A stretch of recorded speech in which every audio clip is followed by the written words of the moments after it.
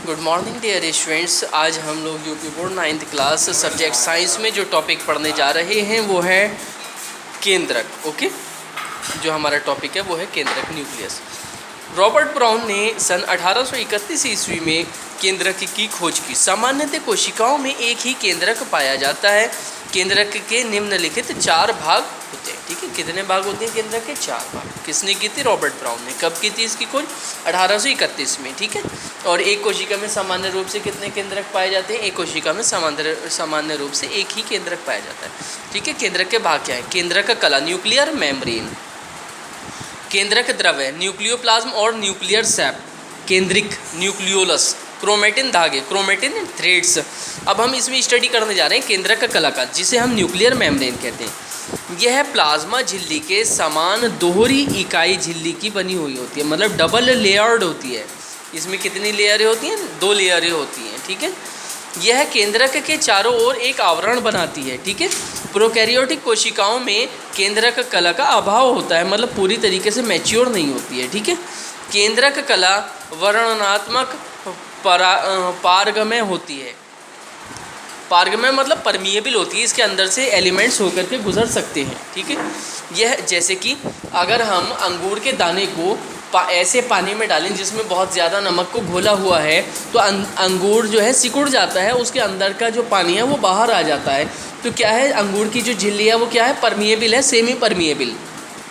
यह केंद्रक एवं कोशिका द्रव्य के बीच पदार्थों का आवागमन को नियंत्रित करती है। केंद्रक और कोशिका द्रव्य के बीच जो एलिमेंट्स हैं जो आना और जाना रखते हैं, उनको क्या करती है? कंट्रोल करती है, नियंत्रित रखती है। इसकी कला में अनेक केंद्रक छिद्र पाए जाते हैं। ठीक है, इस मेम्ब्रेन में क्या होते हैं? बहुत सारे छेद होते हैं, छोटे छोटे माइन्यूट पोर्स होते हैं। इन छिद्रों द्वारा केंद्रक द्रव्य एवं केंद्रिक कोशिका द्रव्य में संबंध स्थापित होता है। मतलब केंद्रक के अंदर जो लिक्विड होता है उसे केंद्रक द्रव्य कहते हैं, और कोशिका के अंदर जो लिक्विड भरा हुआ होता है उसे कोशिका द्रव्य कहते हैं। ठीक है, ये केंद्रक के पार्ट्स हैं, स्ट्रक्चर है। बाह्य केंद्रक कला, परिकेंद्रिक अवकाश, अंतःकेंद्रिक कला, केंद्रिकीय छिद्र, ये जो छोटे छोटे छिद्र हैं जिसमें से मटेरियल का आवागमन होता है।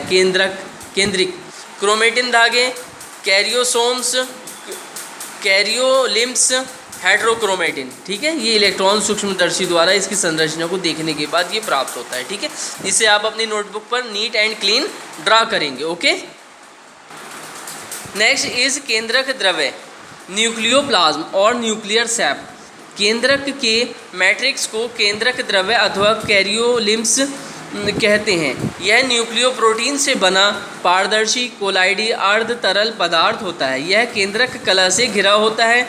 इसमें केंद्रिक एवं क्रोमेटिन धागे के अतिरिक्त एंजाइम, खनिज लवण, आरएनए, राइबोसोम्स आदि पाए जाते हैं। अब है थर्ड पार्ट, केंद्रिक, न्यूक्लियोलस। केंद्रिक की खोज सर्वप्रथम फोंटाना ने सन 1781 ईस्वी में की थी। बोमैन ने 1840 ईस्वी में इसे न्यूक्लियोलस नाम दिया। केंद्रक के अंदर एक अथवा 2 केंद्रिकाएं होती हैं। ये किसी झिल्ली के अभाव से सीधे केंद्रक द्रव के संपर्क में रहती हैं। ठीक है, झिल्ली नहीं होती है। केंद्रिकाएं प्रोकैरियोटिक कोशिकाओं में नहीं पाई जाती हैं। ओके, नेक्स्ट इज क्रोमेटिन धागे।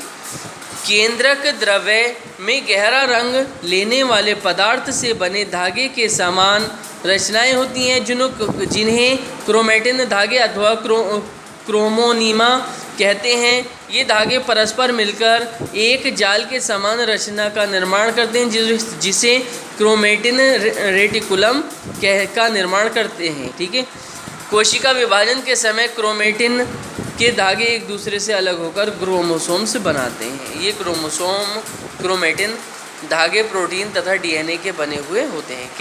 केंद्रक के कार्य, फंक्शन ऑफ न्यूक्लियस। केंद्रक कोशिका की सभी जैव क्रियाओं का नियंत्रण एवं नियमन करता है।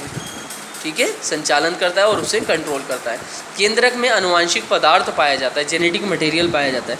यह लक्षणों की वंशागति के लिए उत्तरदायी होता है। Parental character to daughters, offsprings.